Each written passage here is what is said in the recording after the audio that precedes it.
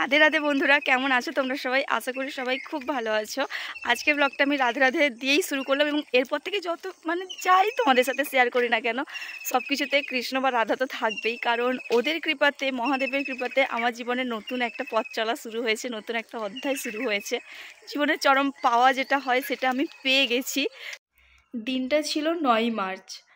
জীবনের সবথেকে আনন্দের খবরটা আমি সেদিনই পাই। আমার জীবনের সবথেকে যেটা আমাকে অনেক বেশি আনন্দ দিয়েছিল সেই খবরটা আমি পাই। আশা করি তোমরা সবাই বুঝতে পারছো। এবং ওই কয়েকটা দিন, আজকে হচ্ছে 19শে মার্চ, আমি খুব খুব হ্যাপি ছিলাম এবং একটু রেস্টেই ছিলাম, যাতে প্রথমবার এরকম কোনো কিছু আমার দ্বারা ভুল না হয়। কিন্তু জানি না কেন, কোন দিক থেকে কিভাবে কি ভুল হয়ে গেছে, আজ হচ্ছে 19শে মার্চ। জীবনের সবথেকে খারাপ মুহূর্তটা 18ই মার্চই ঘটে যায়। তো কিভাবে কি বলবো আমি সত্যিই বুঝতে পারছি না। ভেবেছিলাম যখন ব্লগটা শেয়ার করব তোমাদের সাথে অনেক আনন্দের একটা মুহূর্ত শেয়ার করব, কিন্তু সেটা যখন হলো না, মহাদেব যখন সেরকম কোনো কিছু চাননি, নিশ্চয়ই সেটা আমার ভালোর জন্যই, কাকে আর দোষ দিব। যাই হোক, জীবনে তো ওঠাপড়া থাকে, ওটা নিয়ে আর মন খারাপ করে কিছু হবে না। তো চলো তাহলে পুরো ব্লগটা দেখতে থাকো, আশা করি একটু হলেও তোমাদের ভালো লাগবে। আর যদি ভালো লেগে থাকে তাহলে প্লিজ একটু লাইক করো, আর যারা নতুন আছো প্লিজ আমার চ্যানেলটিকে সাবস্ক্রাইব করে দিও। গরম পড়তে না পড়তে এত পরিমাণে গুমোট ছিল, তো রাতে একদম ঢেলে বৃষ্টি হয়েছে। পৃথিবীর সবথেকে শ্রেষ্ঠ মুহূর্ত হচ্ছে মা হওয়ার আনন্দটা। যখন তুমি জানতে পারো তোমার মধ্যে কেউ বেড়ে উঠছে, কুঁড়ি থেকে যখন আস্তে আস্তে ফুলটা বড় হয়, তখন কত ভালো লাগে। তো সেটা যদি নিজের সন্তান হয় তাহলে আমার থেকে নিশ্চয়ই, আমি কি বলবো, সত্যি আমি ভাষা খুঁজে পাচ্ছি না। তো যখন জানতে পারি, তো নিজের লাইফস্টাইলের পুরোপুরি রুটিনটাই আমি চেঞ্জ করে দিই। ভোর ভোর একদম উঠে একটু হাঁটা চলা করা। এটা ভুল, আমার হাজবেন্ড, আমার শাশুড়ি মা এরা সবাই কাজে চলে গেছে, বাদ বাকি কিন্তু বাড়ির কেউ এখনো ঘুম থেকে ওঠেনি। নিউ ইয়ারের আলপনাটা যে করেছিলাম, সবাই বলেছিল বৃষ্টি হলে উঠে যাবে, দুদিন পর উঠে যাবে, সাইকেল রিক্সা সবাই যাবে, উঠিয়ে দেবে। কিন্তু ভগবানের দয়াতে, নিউ ইয়ারের দয়াতে দেখো, কিন্তু যাই হোক, কিছু উঠেনি। তো আমার কোনো শরীরটা অসুস্থ ছিল কোনো কারণে, বা আমি হয়তো নিতে পারিনি, কারণ বাড়িতে তো সেরকম কাউকে জানানো হয়েছিল না, শুধু দুজনেই জানতাম। তো ভেবেছিলাম কয়েকটা দিন যাক, তারপরে একদম ভালোভাবে শিওর হয়ে জানাবো। কিন্তু জানানোর আগেই একটা ছোট্ট ঘটনা ঘটে যায়। তো যাই হোক, খারাপ কোনো কিছু শেয়ার না করাই ভালো। রাকি, ওই তাকাইলে, এই দেখ তাকা, ওই কালা, সারাদিন খালি ঘুম আর খাওয়া না। আয় রাকে, চল চল চল চল, উঠ উঠ উঠ, চল রে, উঠ উঠ উঠ, চ চ। বিয়ে করেছিলাম 2 বছর থেকে 2 বছর 3-4 মাসখানি হবে। তো তারই মধ্যে বা সংসারে এসে যতটা নিজের করে নেওয়া যায় সবাইকে, বা সংসারটাকে নিজের ভেবে যতটা কাজকর্ম করা যায়, আমি কিন্তু সেরকম করতাম।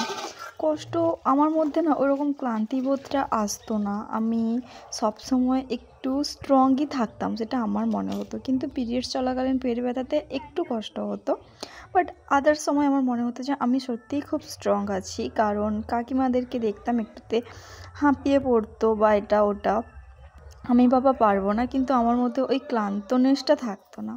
আর জানো তো, যেহেতু চৈত্র মাস চলছে, আর আমি ঠিক করেছিলাম যে যখন আমার মধ্যে কেউ আসবে তখন আমি মাংস, ডিম এরকম খাওয়া সব ছেড়ে দেব।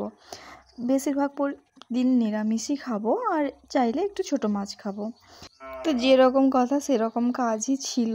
তাই একটু মিক্স ভেজ বানাবো, সব রকম সবজি দিয়ে একটা তরকারি করব।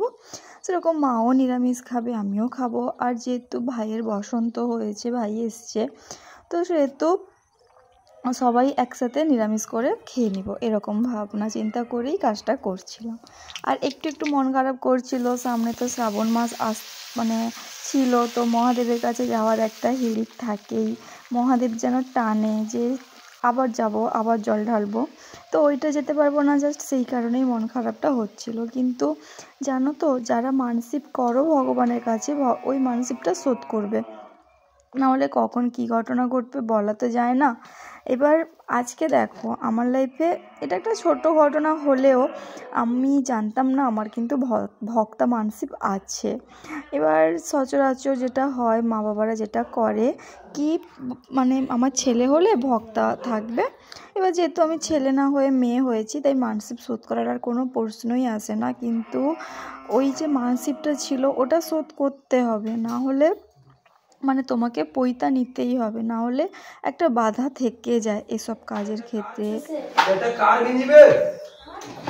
গেঞ্জি ওরকম বড় বড় গেঞ্জি ঠিক রে, ওরকম বড় বড় গেঞ্জি করবো কত ক্লাস স্টাইল তো সত্যি।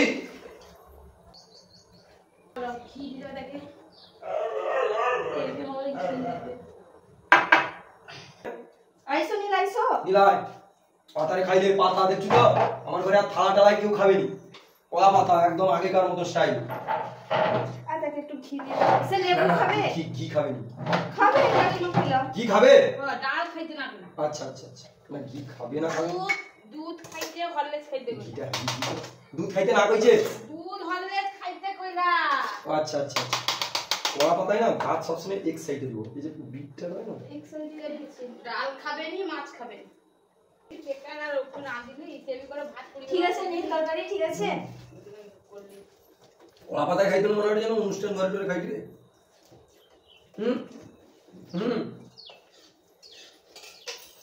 দাদে মারা যাচ্ছে। বাবা জনে কইছে কাকুকে এ আমি হাফ পয়সা দেব তুই হাফ পয়সা দেব। হ্যাঁ করে তুই পুরা পয়সা তোকে বাবাকে সব কেন?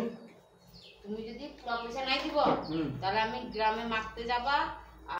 আমার না কখনো ক্লান্ত বোধ থাকে না, কিন্তু বিকেলবেলা ঘুম থেকে ওঠার পরে নিজের মাথা পর্যন্ত আঁচড়াতে ইচ্ছে করছে না, চিরুনি নিয়ে বসে আছি।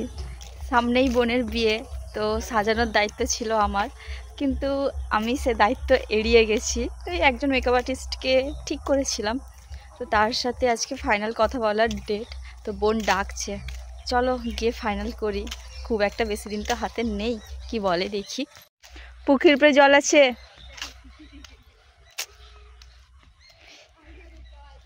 হ্যাঁ ভাই যাইছে, দেখি কি আইসু, যদি জল রয় তাইলে যাওয়া নাই না যাওয়া।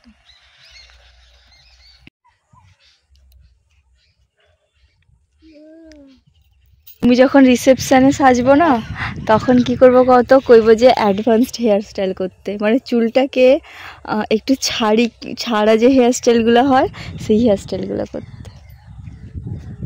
আগের দিন ওনার সাথে কথা হয়েছিল, তো উনি বললেন যে ছবি পাঠাতে। আমরা কতদিন লেটে অ্যান্সার দিয়েছি, মানে উত্তর দিয়েছি যে করব কাজ করব না, 2 দিন পর। হ্যাঁ 2 দিন বেশি হবে। তো সে ছবিটা পাঠানো হয়েছে। কি হাসি গ্লো, মানে আজ থেকে যদি এরকম গ্লো করো সত্যি। সে যাই হোক চুলেরটা পাঠিয়েছ? সেটাও পাঠাও, সেটাও লাগে।